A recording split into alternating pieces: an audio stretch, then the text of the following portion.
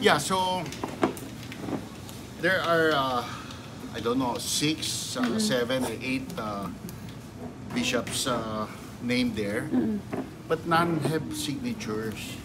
So I don't know if it was just made by a staff member who posted it on the Facebook site of Bishop Sok, or if it was himself, Yes po. right?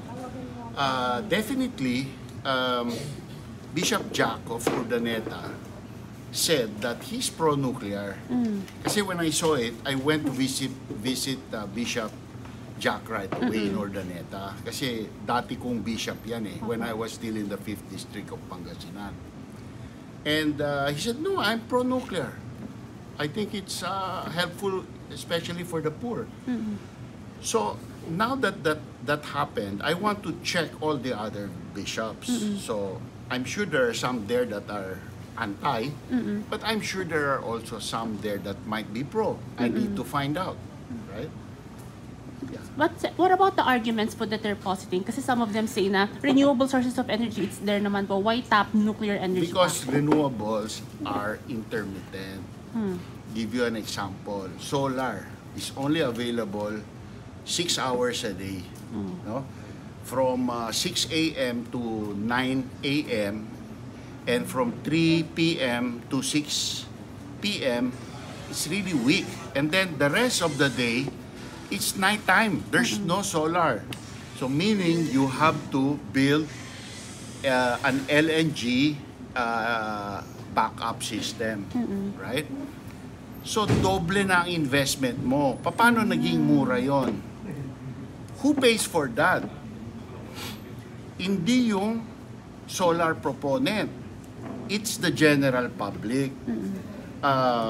Ngayon, pag may araw at may hangin, i-idle mo yung mamahalin mong LNG plant. Yung sweldo ng tao, hindi naman pwedeng matanggal yon, right?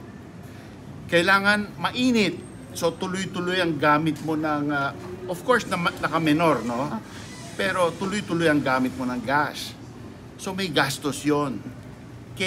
Sino ang magbabayad nun? So it's very luxurious yung wind and solar. And then it eats up so much area, land. Lumipad kayo ng helicopter, tignan nyo ang Pampanga and big parts of Pangasinan. Punong-puno na ng solar. Akala ko ba gusto natin ng rice self-sufficiency in agriculture? Kung aagawin mo lahat ng lupa, paano ngayon? Doon sa Bugalyon, sa distrito ko, naglagay sila sa bundok. Bumaba ngayon ng lahat ng putik, na puno ngayon yung ilog, nagkaroon ng baha. Sinong magbabayad sa paglinis ng putik na yon? Di ba may skandalo sa flood control? So in other words, it's not as ideal as they make it out to be. And it's not as environmentally benign as they make it out to be. And they are misquoting, like I said earlier in my speech, nuclear saves lives, it avoids pollution.